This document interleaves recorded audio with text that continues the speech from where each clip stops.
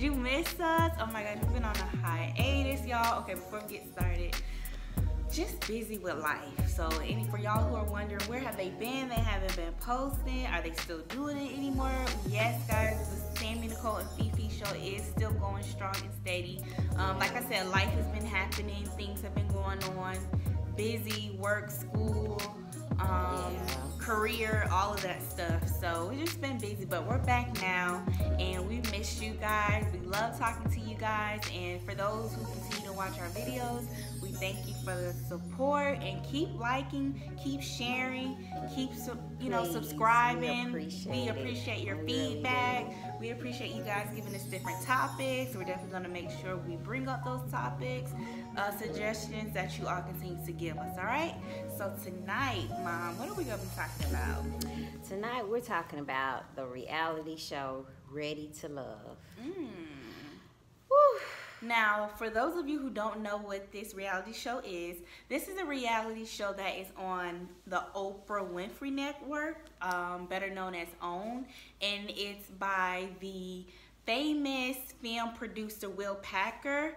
If any of you don't know who Will Packer is, he did Think Like a Man 1 and Think Like a Man 2. He did Girls Trip, and then he did the most recent movie. I can't remember the title of it.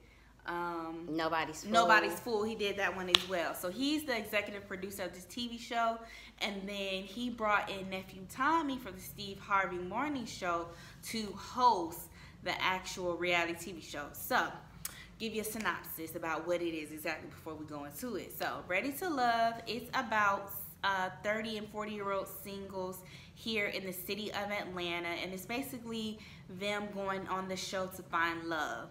And it's basically documenting their journey to find love over a 3 to 4 month period time span. So they basically bring in 10 men and 10 women, I believe so, and they have them, get to know each other and eliminate each other. So that's basically how it goes. And again, it's basically just people, young grown professionals in Atlanta, looking for love and trying to find their soulmate. Because if you're not already aware of it, in the city of Atlanta, people say it's hard to date. They usually say because of the ratio of men to women. People typically say that for every man, there's at least 20 women to him. So basically, there's like a shortage of men here in Atlanta. And that another reason they say that it's hard to date here in Atlanta, in addition to the shortage of men, is because people are typically very shallow here. In Atlanta, the dating scene is more so about what you have, who you know, and what you can do for the other person versus, who you are as an individual and your character. So. That's true. Well, I like the show. I like Ready to Love.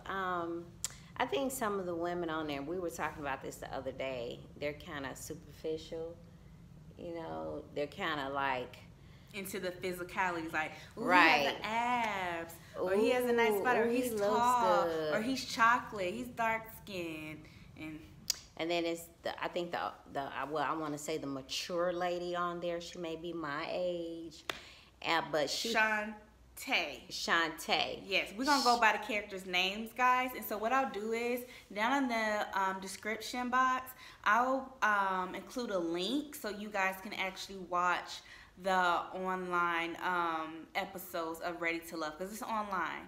And so again, if you want to get some more background information to learn more about the reality TV show that we're referencing in this video, make sure you click inside the description box. I'm going to link you guys to the actual reality TV show so you can get caught up, so that way you're not lost, like, what are they talking about? All right, yeah, so Shantae I think is every bit of 50. No tea, no shade. She 50. Talking about she 43. No. Shantae is every bit of 50. 52. I'm fabulous. And you look beautiful and fabulous, and so does she. I just want her to keep it real and tell her age. That's another topic for another time, y'all. But I just feel like you 50, but I think, say you 50. Sorry. Yeah, embrace. You need to embrace. That irks me. Embrace your age. I embrace every year. I'm like fine wine, baby. I get better with time. She does. So, but I think she's more of discerning. She can see right through the men. She's able to see, okay, you full of shit. You know, and she was like, okay, I don't really have time to play these games. You know, I'm too old for this, to play this, you know, this little cat and mouse game that you all want to play. And I'm just going to let you all know up front, you know, nope, nope, I ain't feeling you, you ain't feeling me. Let's move on. Let's not keep playing and keep going on this cycle or acting like we like each other and there's chemistry when it's not. So I can really appreciate her. But I think they should have had a man on the show at least her age. Well, they had or close to her they had age. Pastor Chris that was 49 years old, but the ladies did not like Pastor Chris because he was a pastor. They were intimidated by him, but he was the most grown and sexy and mature man. Right. And I feel like, you know, on that show, on Ready to Love, they needed to have more men in their mid-40s to late 40s, early 50s. I think they catered more to the younger women. Right. All of the men that the ladies chose were in their 30s. Majority of the men were in their 30s. And I feel like that's one thing childbearing years. Yeah. They should have chose grown men in their late 40s, early 50s, who were mature and actually ready to settle down, get married, you know, have a family. Right. So I think that aspect of it was kind of off. And right, then off balance. Because the majority of the women in their 40s and 50s. Right. And then we were saying also, like, you know how nephew Tommy from the Steve Harvey Morning Show is like the mediator, I guess, the orchestrator in all of it, or the, you know, the person that he's the TV host. The TV host. He's basically like, his role, nephew Tommy, is to cater to the men. Right, and he's like mentoring the men. And, you know, kind of giving them sessions. He's giving them like relationship advice. He's coaching them. And I was saying to my mom, I think it would have made the show even better is since they have Tommy guiding and mentoring the men and pointing out their deficiencies. They should have brought in relationship dating coach and expert Miss April Mason to coach the women. Judge Toller. Or Judge Lynn Toller. That would have been good too. I think Miss April Mason would have been better though. Yeah, she's good. I like her. Yeah, but I just think that that was kind of biased for them to focus on the men and nurture the men throughout the whole reality show and not have someone for the women to confide in or have someone for them, you know, to give them advice. We as women, we need dating advice as well. We need to know what to look for, you know, how to, as you always say, you know, and you said, Ma, they don't know how to vet. Right, you gotta vet. They don't know how to vet. So some of them needed coaching to be able to vet the men. And I think they just sat around and talked among themselves. But whereas the men had nephew Tommy, you know, coaching them and guiding them and giving them advice. I don't know if the show was set up to be like that, but I kind of wasn't feeling that. I thought there was an unbalance with that as well. And another thing is that I think is unique is the men, they have another way that they have power and control is that they get to eliminate the women each week. So each week they get to eliminate one woman. So they all three of them agree on which woman out of the 9 remaining women that they want to get rid of, or they're not feeling, and they have to take the woman out on a date and explain to her why she's being eliminated and why they're not feeling her. I don't like that either. But to play devil's advocate, I get why, you know, Will Packer and the other producers decided to do it that way, because in Atlanta there are more women than men. So basically they're saying that to say that men, they have more options than women. Okay. Which I don't believe that personally, but I don't either. But that's what people say in Atlanta. I think there are men some have more men options here. Because there's more women than men. I think there are some good men here in Atlanta. Absolutely. I think that you have to weed through the process, and I think that you shouldn't be so desperate. I think that you should pray about it, And right. Go out. Go out. You can't be in the house. You won't find a man being. Although when I met my husband, I didn't go out. I just prayed about it. She literally met him in her apartment complex. Literally. I literally walked out the door and met my husband. But that's because I prayed about it. I wrote it down. I wrote, the Bible says, write the vision and make it plain. And that's what I did. I literally stepped out of my apartment and my husband was there. So, here in Atlanta. So, don't get into all that, talk about it's no good men. I can't find a good man. There's no men here. I'm a firm believer, and like I've always said in our other videos, God, if you have a desire to be married and to, you want a mate or a companion, I think it will happen. I think that the more you say, I can't, there is not, I don't want, but your heart wants something different, then the universe is going to push what you really want farther away when you start to confess what you don't want with your mouth, but you really want it. So be careful with that. But I think the show is a really good show. A lot of people said it's scripted. I've heard that a lot of people were saying actors. One of the ladies on there allegedly is already with someone. Yeah, they said Shatavia is allegedly already in a relationship. She got a man already, and she's just going on the show to promote her boutique. But allegedly, everything we say is allegedly. Allegedly. So I don't know how true that is, but I like the show. That's just a word on the street. I think maybe 17 years ago, when I was single, I probably would have got on the show. You never know. I think, it gives them good exposure. The women on there are educated, beautiful, vibrant African American women, all shapes and sizes. I think they did good with the casting, the selection of the women. I mean, you got some beautiful African American successful. I think that's a good way to display us as African American women. They got it going on. All the women got it going on, and that makes me like, yes, go sister, you got it. So it's nothing like, I'm all for high-fiving my beautiful black sisters.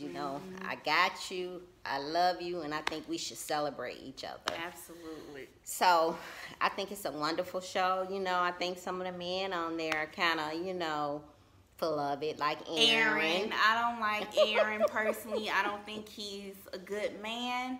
I think that he's very deceitful. I think he's very manipulative, and I think he's immature. He's obnoxious in a lot of ways, and I don't see what the ladies see in him. I don't see what they see. I don't get it. I don't get it either. He just reeks of bullshit. Yeah, he really does. And then the one young lady on there that says, that she was dating this athlete. And what is it? Rita? I think that was her name. Yeah, they were 3 months on and 3 months off, and she shared him with another woman because he had a high tolerance for sex. And that just broke my heart for her not to know that you are worthy of so much more. You deserve so much more than to be somebody's second fiddle. I'll come to you one night and I'll go to her one night. You deserve more than that. And you could tell it broke her down. Somebody doing you like that when you want more. When you know you want more and deserve more, don't put yourself through the agony of accepting less. Why do it? It's torture. Either way, it's painful either way. So just go the right way and wait until. That's a good point. Yeah. Wait until God sends you what your heart desires. So, and you have to learn that. Like, there was some time in my life where I literally had to hug myself and say, Lord, love on me, because I know that when you want to be in a relationship, sometimes you feel like you gotta just accept what's out there, and you don't. You really don't. Sometimes it's better to be by yourself than accept something that is not gonna be good for you. So I felt really bad for her because she was really hurting. And then I felt bad for the other young lady that said that, you know, she had this young man in her house always playing the video games, you know, and she came home one day. Yeah, she came home one day and she was like, okay. Yes, the speech pathologist. She came home, she was like, okay, is this my life? Is this what I'm going to be coming home to all the time? This man that's not working and sitting in my house all day playing video games? And she said she had an epiphany. She was just like, okay, I had enough. You got to go. So I think, you know, we know, but we just have to get to that point where we say enough is enough. Right. So I think the show brings... get over the fear of being alone. Sorry to cut you off. Yeah, and get over the fear of being alone. So I think the show kind of shows all of the different things that we as women, not just African American women, because other women go through it too. I think it shows that statistics just want to show us is that we're having a hard time getting a man, but I don't think African American women are the only ones. I think white women. It's white women that go through lots. Yeah, but they always want to make like we just having such a hard time. But I think the show displays the different things that we go through as women in relationships and what we, you know, put up with because we don't want to be by ourselves. And sometimes that's a good thing. Sometimes you have to be, God prepares you while you by yourself for that special person that he's going to bring into your life. So I really like the show. You know, a lot of people say, oh, it's reality, TV is not real. But I think they really did a good job with the show. So 2 thumbs up, Will.